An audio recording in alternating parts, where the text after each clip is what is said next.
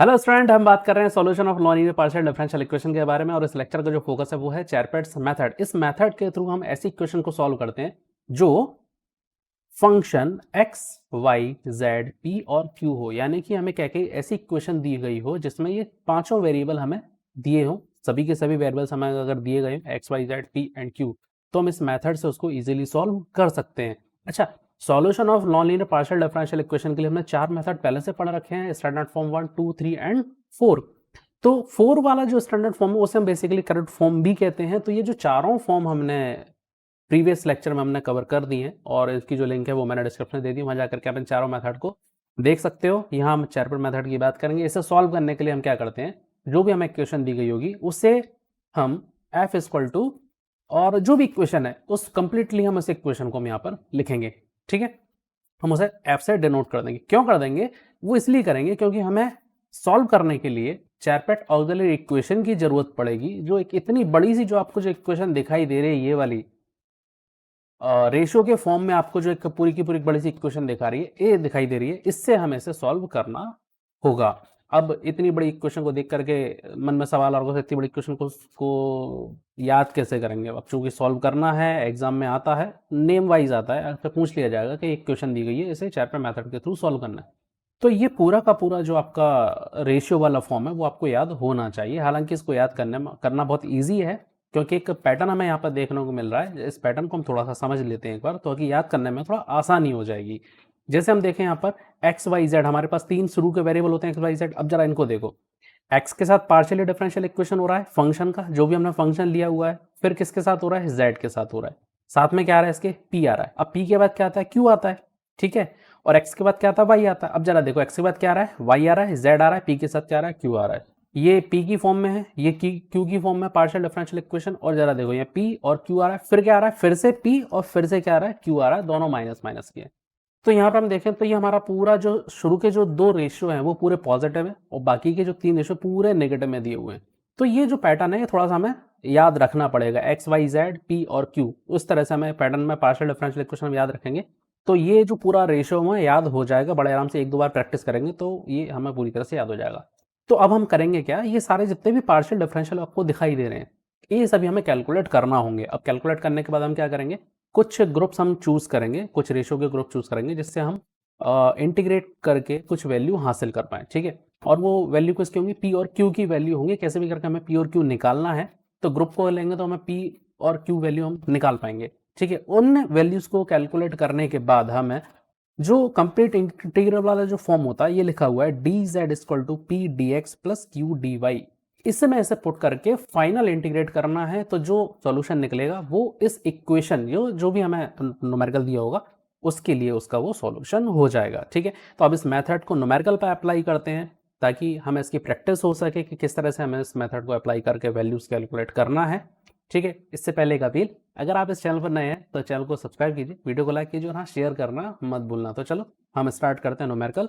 तो ये हमारे पास numerical P X Y plus P Q plus Q Y equal to Y Z. अब जरा यहाँ देखा तो पूरे सभी के सभी वेरिएबल हमें देखने को मिल रहे हैं, यानी कि हम इसे चैरपेट मेथड से सॉल्व कर सकते हैं। ठीक है, कैसे करेंगे, हम पहले मेथड को यूज करते हैं। हम क्या करेंगे, सबसे पहले इसको ये जो वाई जेड है इससे हम इक्वल से उठा करके इधर लेकर के जाएंगे।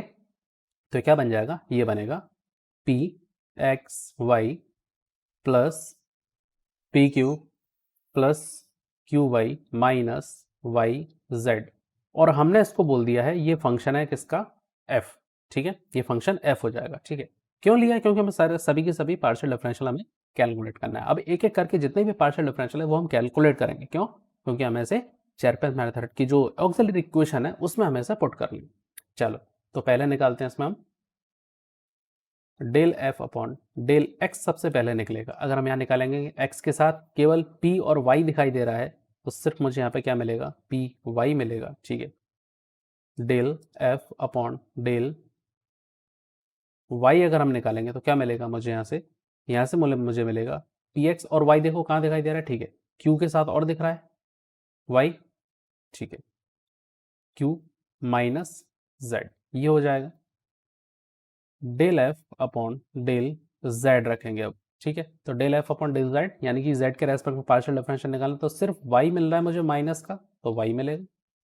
ठीक है, डेल एफ अपॉन डेल, अभी पी के लिए निकालना है, हमने एक्स वाई जेड तीनों के लिए निकाल लिया, पी के लिए निकालना है। पी के लिए निकालेंगे तो क्या मिलेगा यहाँ पर मुझे, एक्स वाई, ठीक है, और पी किसके साथ आ रहा है, प्लस क्यू, ये मिलेगा। अब नेक्स्ट क्या निकालना है, नेक्स्ट निकालना है del F upon del q calculate करना है। तो क्यू देखो कहाँ कहाँ पर है, पी के साथ आ रहा है, एक तो एक ये रहा और दूसरा ये रहा, प्लस वाई। तो ये जितने भी पार्शियल डिफरेंशियल थे वो हमने कैलकुलेट कर लिए। अब क्या करना है, जो भी पार्शियल डिफरेंशियल हमने कैलकुलेट किया उन्हें अब चैरपैथ ऑक्सिलरी इक्वेशन में हमें ऐसे पुट करना है। तो ये वाली जो इक्वेशन है इसके अंदर हमें सारी वैल्यूज को जितने मैंने पार्शियल डिफरेंशियल निकाले हैं वो सभी अब हमें इसमें पुट करना है। चलो तो एक एक करके वैल्यूज को पुट करते हैं। तो हमने जितने भी पार्शियल डिफरेंशियल निकाले, जिन वेरिएबल के रेस्पेक्ट में निकाले हैं, उन सभी को हमने ऑक्सिलरी इक्वेशन के अंदर पुट कर दिया। अब हमने नेक्स्ट स्टेप को फॉलो करना है। नेक्स्ट स्टेप में से कुछ हमें मीनिंगफुल ग्रुप निकालने हैं जिससे हम इंटीग्रेट करके कुछ वैल्यू निकाल पाए, यानी कि पी और क्यू की हमको वैल्यू निकालना है तो हमें वो ग्रुप चूज करना है जिससे हम पी और क्यू की वैल्यू निकाल सकें, ठीक है। अब जरा फर्स्ट टू ग्रुप को देखते हैं, कौन कौन से ग्रुप की बात कर रहा हूँ मैं, एक इसको और एक इसको ले लेते हैं, इन ग्रुप्स को हम ले लेते हैं, इसका एक ग्रुप बना देते हैं। अगर हम यहाँ पे देखें तो क्या मिल रहा है मुझे, यहाँ पे मुझे मिल रहा है d p upon zero is equal to d q upon p x plus q minus z plus q minus y, ठीक है। ये इस ग्रुप से हमको वैल्यू मिल रही है। अब जरा देखो इस पूरे ग्रुप से हमें क्या मिल रहा है, यहाँ हमें एक ही चीज देखने को मिल रही है कि जो डीपी है वो बेसिकली क्या है, जीरो के इक्वल हो जाएगा, क्योंकि जो रेशियो ये क्या है, डीपी अपॉन जीरो है, जीरो अगर क्रॉस मल्टीप्लाई करेंगे तो इक्वल के इधर कितना में क्या हो जाएगा, ये जो डी क्यू वाला पूरा रेशियो है वो क्या हो जाएगा, पूरा का पूरा जीरो हो जाएगा। अब यहाँ पे हम इसको इंटीग्रेट करके पी की वैल्यू कैलकुलेट कर सकते हैं जो बहुत ईजी है, ठीक है।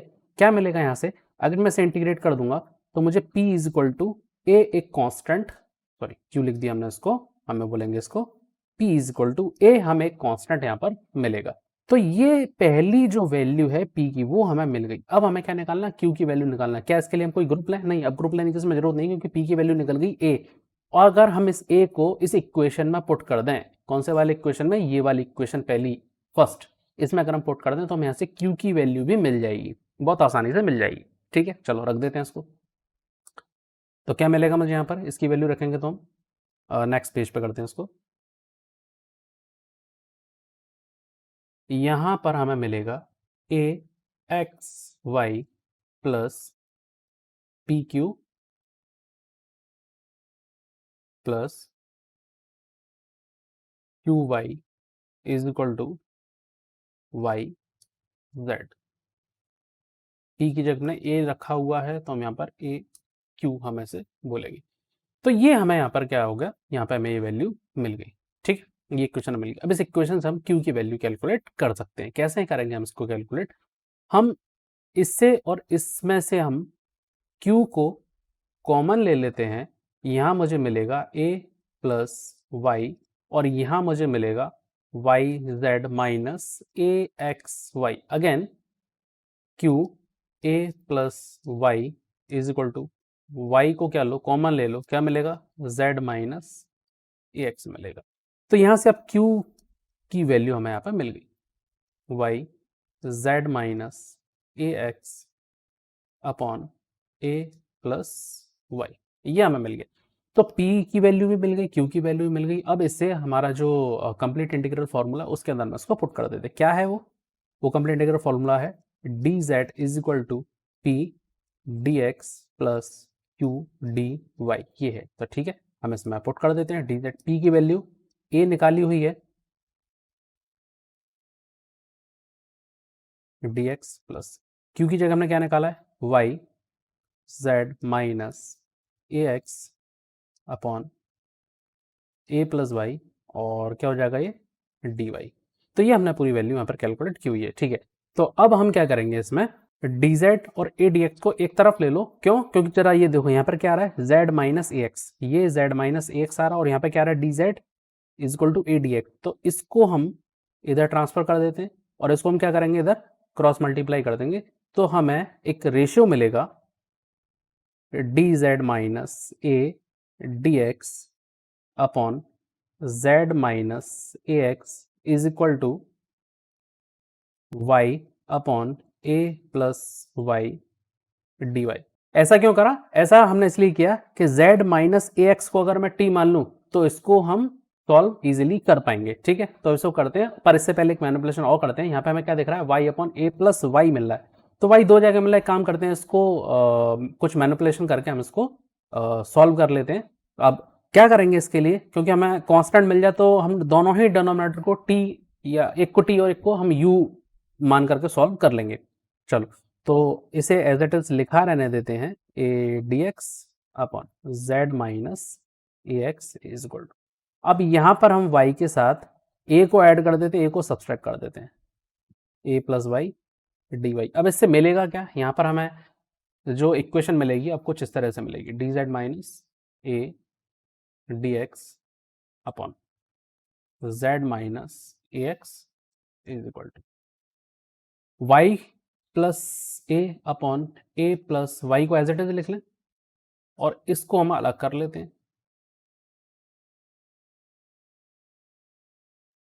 कर सकते हैं ऐसा, जरा देखो, अगर ऐसा कर पा रहे हैं हम, बिल्कुल कर पाएंगे, क्योंकि ए प्लस वाई क्या दोनों के लिए कॉमन है ना, तो कॉमन ले लिया इसको, ए प्लस वाई को दोनों के लिए हमने सेपरेट कर लिया, ए प्लस वाई से कैंसिल हो गया, तो यहाँ पर हमें जो वैल्यू मिली, d z minus a d x upon z minus a x is equal to, bracket में मिल रहा है 1 minus a upon a plus y d y. इस ब्रैकेट को हम ओपन कर लेते हैं, तो d z minus a d x upon z minus a x is equal to, ये मुझे मिलेगा डी वाई, ठीक है, minus a upon a plus y d Y, ये मुझे मिलेगा। ठीक है, अब इसे हम क्या करते हैं, इंटीग्रेट कर लेते हैं। अब इंटीग्रेट करने के लिए मुझे z माइनस ए एक्स और ए प्लस वाई को कुछ वेरिएबल से रिप्लेस करना पड़ेगा। ठीक है, कर देते हैं, z माइनस ए एक्स, इसको हम ले लेते हैं t, a प्लस वाई इसे ले लेते हैं हम u। तो देखो जरा, इससे मुझे मिलेगा क्या, यहाँ मुझे मिल रहा है D Z equal to, sorry, d z minus a d x is equal to d t मिलेगा। यहाँ पर अगर मैं बात करूँ तो मुझे यहाँ पर d y is equal to d u मिलेगा। तो ये जो वैल्यू है ये हो जाएगी 1 upon t d t is equal to d y को तो एज इट इज रहने दो, क्योंकि इसके साथ तो कुछ भी हमने, कोई हमारे पास रिप्लेसमेंट हमने इसमें किया नहीं, केवल इस वाले फैक्टर में हमने किया हुआ है, तो इसको हमें सॉल्व करने के लिए लिखना पड़ेगा।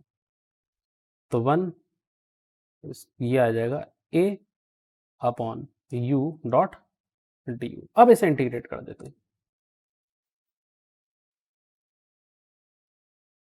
ठीक है, इंटीग्रेट करने तो क्या मिलेगा, यहाँ पर मुझे मिलेगा log t is equal to y मिलेगा माइनस ए log u मिलेगा प्लस log b कांस्टेंट।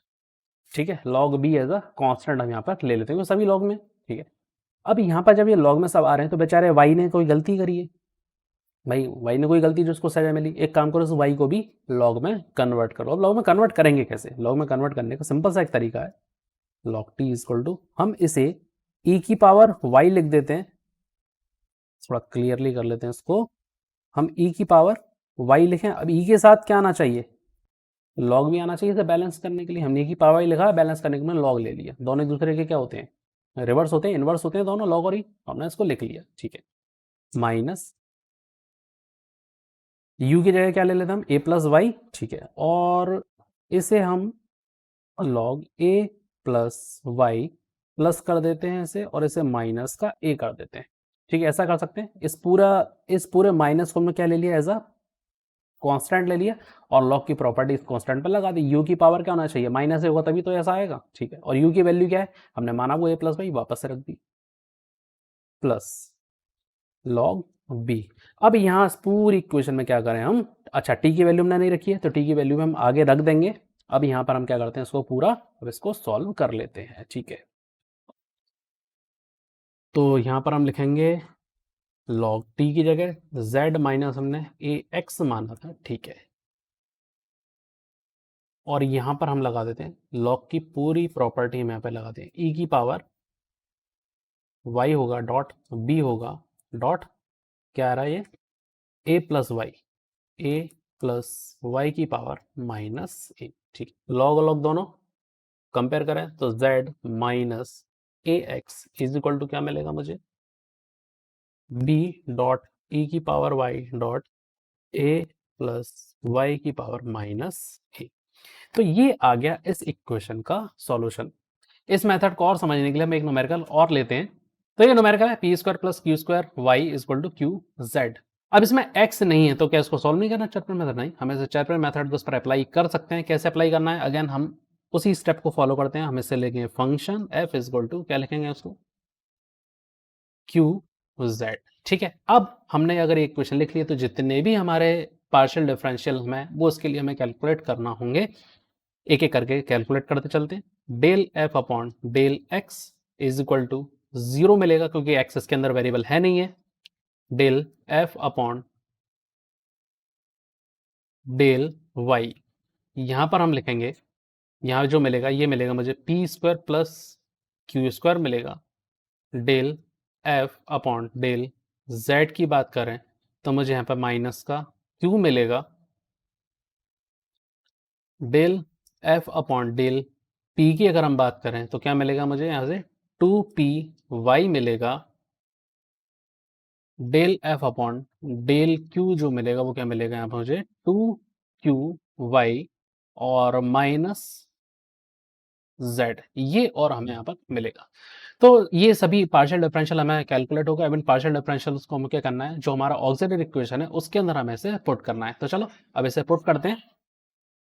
तो ये पार्शियल डिफरेंशियल हमने ऑक्सिलरी इक्वेशन में हमने पुट कर दिया, जितने भी पार्शियल डिफरेंशियल थे वो हमने पुट कर दिया। अब हमें यहाँ से ग्रुप चूज करना है। तो कौन सा ग्रुप हम लें ताकि हमारा आंसर इजीली आ जाए? ये वाला जो ग्रुप है वो बहुत इजी ग्रुप मुझे दिख रहा है। इस ग्रुप को सॉल्व करके हम वैल्यू को कैलकुलेट कर सकते हैं। कैसे?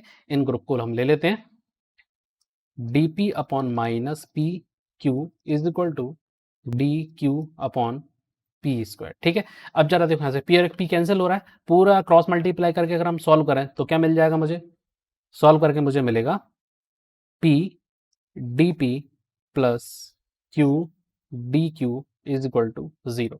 ये इक्वेशन हमें यहाँ पर मिल जाएगी इस पूरे रेशियो का हम सॉल्व करेंगे तो। ठीक है, अब हमें क्या करना है, इसे इंटीग्रेट करना है। इंटीग्रेट कर देते हैं इसको, इंटीग्रेट साइन लगा देते हैं आप। इंटीग्रेट साइन लगाएंगे तो क्या मिलेगा मुझे यहाँ पर, 1/2 P square plus 1/2 Q square. जब सब जगह 1/2 आ रहा है तो कांस्टेंट के साथ भी क्या ले लेते हैं हम, 1/2 हम यहाँ पर ले लेते हैं। ठीक है, ए स्क्वायर हम यहाँ पर कर दे, सभी ए स्क्वायर है तो उसको भी स्क्वायर कर देते हैं। अब यहाँ से हम यहाँ पर वैल्यू निकाल लेते हैं, यहाँ पर p square plus Q square is equal to A square. ठीक है, क्या ऐसे पी और क्यू की वैल्यू मिल रही है? नहीं, अभी तो नहीं मिल रही, पर हाँ इस वैल्यू को यूज करके हम पी और क्यू की वैल्यू को कैलकुलेट जरूर कर सकते हैं। कैसे करना है इसको, हम एक काम करते हैं, इस इक्वेशन को हम 1 दे देते हैं, 2 दे देते हैं। इक्वेशन 2 जो है इसकी वैल्यू को इक्वेशन 1 में पुट कर दो, क्या मिलेगा यहां से मिलेगा A square Y is equal to Q Z. जरा देखो क्यू की वैल्यू मिल गई यहां से, तो क्यू मिल गई, मुझे मिल गया ए स्क्वायर वाई अपॉन जेड। ठीक है, क्या इसको यूज करके मैं पी निकाल सकता हूं? हाँ भाई बिल्कुल निकाल सकते हैं। इस इक्वेशन, इस क्यू की जो वैल्यू है इसे वापस से इक्वेशन नंबर 2 में पुट कर दो, पी की वैल्यू मिल जाएगी। तो यहां पे हम लिखेंगे P square is equal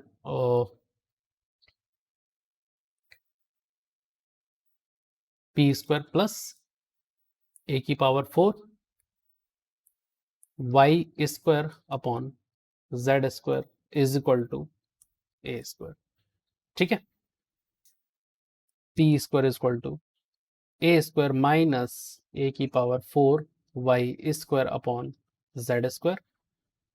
P square is equal to A square को कॉमन ले लो, जेड स्क्वायर एलसीएम हो जाएगा, से अलग कर लो, क्या मिला मुझे यहाँ पर, जेड स्क्वायर माइनस ए स्क्वायर वाई स्क्वायर, ये मिला। ठीक है, पी की वैल्यू क्या मिल गई, ए अपॉन जेड अंडर रूट लग जाएगा